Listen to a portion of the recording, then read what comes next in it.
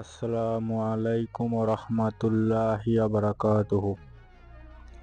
তো আলহামদুলিল্লাহ, আমরা আগের 48 আয়াত পর্যন্ত কভার করেছিলাম। ইনশাল্লাহ আজকে 49 থেকে স্টার্ট করব।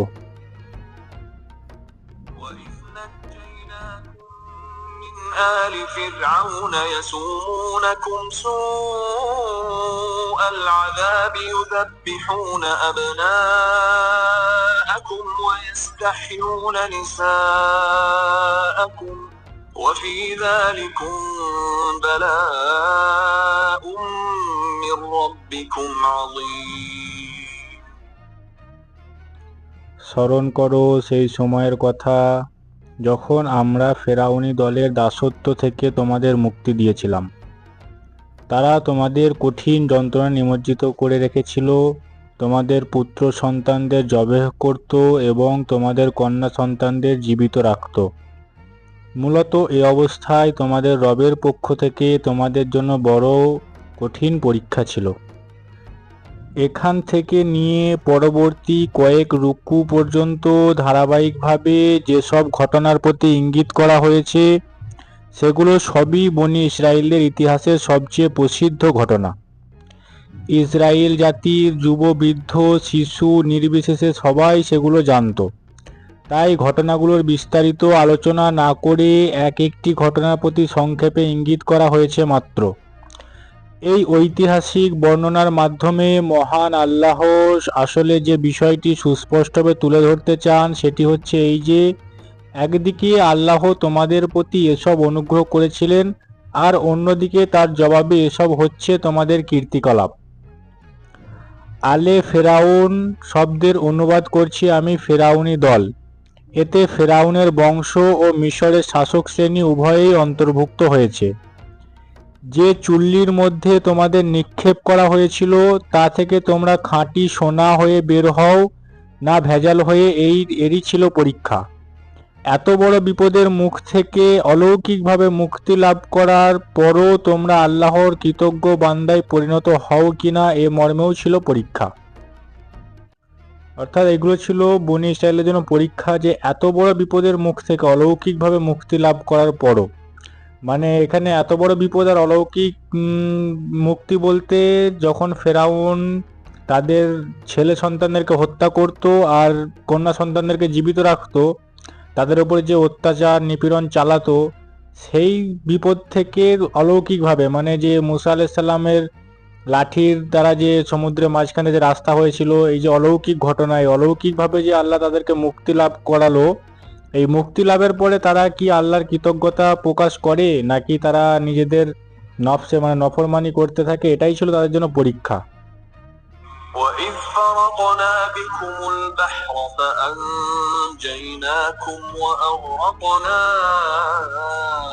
آلَ فِرْعَوْنَ وَأَنْتُمْ تَنظُرُونَ।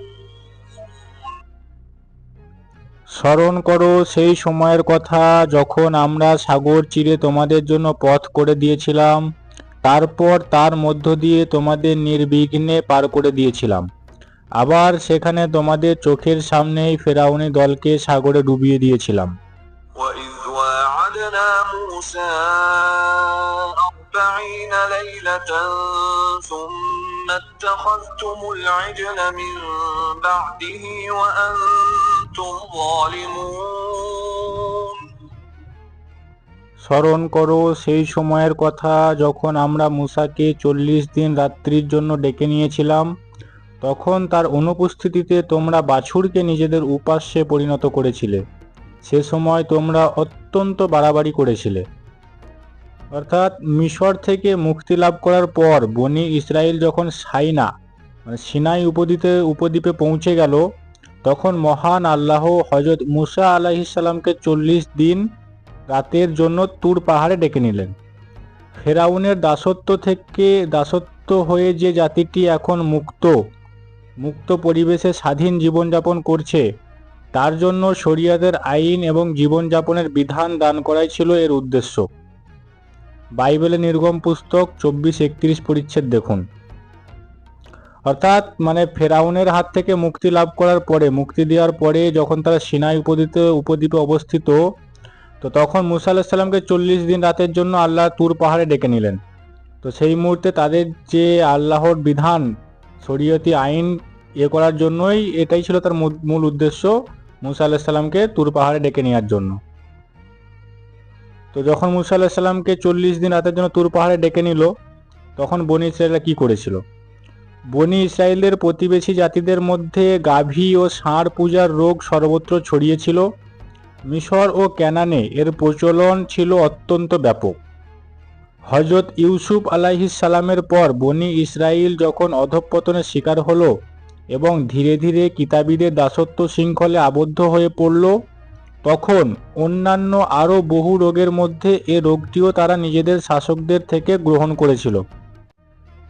বাছুর পূজার এ ঘটনাটি বাইবেলের নির্গম পুস্তকের 32 অনুচ্ছেদে বিস্তারিতভাবে আলোচিত হয়েছে। ثم عفونا عنكم من بعد ذلك لعلكم تشكرون কিন্তু এরপরও আমরা তোমাদের মাফ করে দিয়েছিলাম এজন্য যে হয়তো এবার তোমরা কৃতজ্ঞ হবে। অর্থাৎ মুসা আলাইহিস সালাম তুর পাহাড়ে যাওয়ার পরে তারা যে বাছুরকে নিজেদের উপাস্য বানিয়ে ফেলেছিল, তারপরেও আল্লাহ তাদেরকে ক্ষমা করে দিয়েছিল যে কমসে কম এরপরে তারা কৃতজ্ঞ হবে, তারা সঠিক রাস্তায় ফিরে আসবে। وَإِذْ آتَيْنَا مُوسَى الْكِتَابَ وَالْفُرْقَانَ لَعَلَّكُمْ تَهْتَدُونَ স্মরণ করো, ঠিক যখন তোমরা এই জুলুম করছিলে সে সময় আমরা মুসাকে কিতাব ও ফুরকান দিয়েছিলাম যাতে তার মাধ্যমে তোমরা সোজা পথ পেতে পারো। ফুরকান হচ্ছে এমন একটি জিনিস যার মাধ্যমে হক ও বাতিলের মধ্যকার পার্থক্য সুস্পষ্ট করে তোলা হয়। আমাদের ভাষায় এই অর্থটি সুস্পষ্ট করার জন্য সবচাইতে কাছাকাছি শব্দ হচ্ছে মানদণ্ড। এখানে ফুরকানের মানে হচ্ছে দিনের এমন জ্ঞান, বোধ ও উপলব্ধি যার মাধ্যমে মানুষ হক ও বাতিলের এবং সত্য মিথ্যার মধ্যে পার্থক্য করতে পারে। وَإِذْ قَالَ مُوسَى لِقَوْمِهِ يَا قَوْمِ إِنَّكُمْ ظَلَمْتُمْ أَنفُسَكُمْ بِاتِّخَاذِكُمُ الْعِجْلَ فَتُوبُوا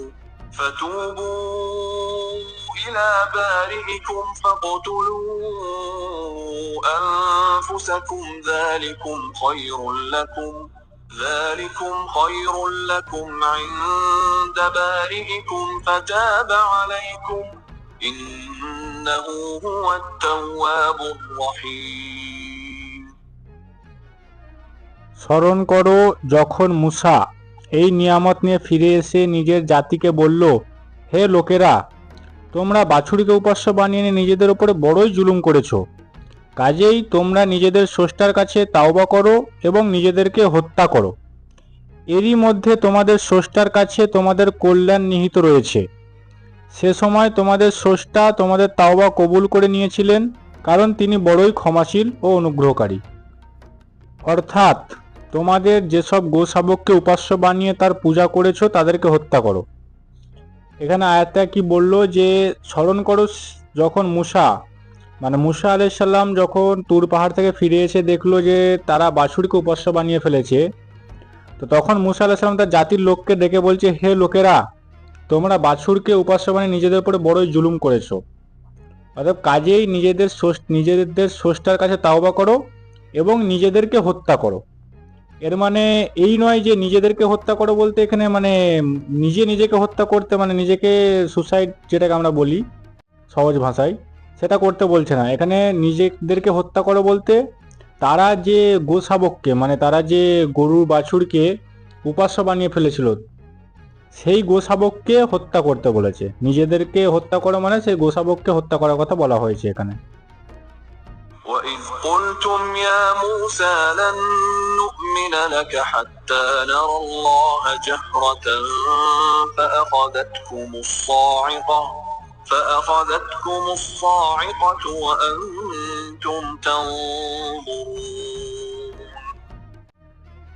স্মরণ করো যখন তোমরা মুসাকে বলেছিলে, আমরা কখনো তোমার কথায় বিশ্বাস করব না যতক্ষণ না আমরা পক্ষে আল্লাহকে তোমার সাথে প্রকাশ্যে কথা বলতে দেখব। সে সময় তোমাদের চোখের সামনে তোমাদের উপর একটি ভয়াবহ বজ্রপাত হলো, তোমরা নিষ্প্রাণ হয়ে পড়লে। ثم بعثناكم من بعد موتكم لعلكم تشكرون কিন্তু আবার আমরা তোমাদের বাঁচিয়ে জীবিত করলাম, হয়তো এ অনুগ্রহের পর তোমরা কৃতজ্ঞ হবে।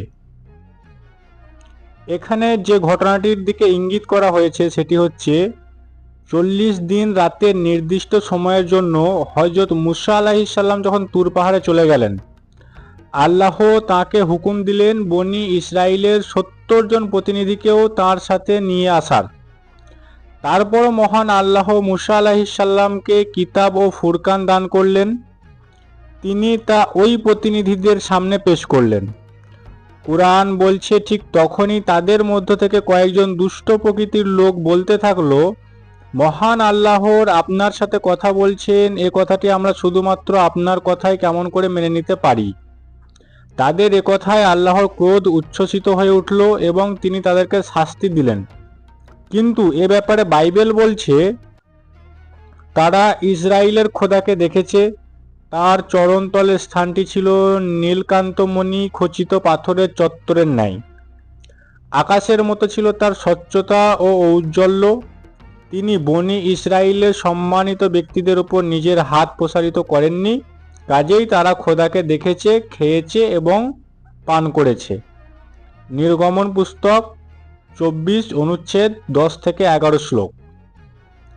মজার ব্যাপার হচ্ছে এই যে এই বাইবেলের আরও সামনের দিকে গিয়ে বলা হয়েছে, যখন হযরত মুসা আলাইহিস সালাম খোদার কাছে আরজ করলেন, আমাকে তোমার প্রতাপ ও জ্যোতি দেখাও। জবাবে তিনি বললেন, তুমি আমাকে দেখতে পারো না। এটাও নির্গমন পুস্তক 33 অনুচ্ছেদ 18 থেকে 23 শ্লোক আছে।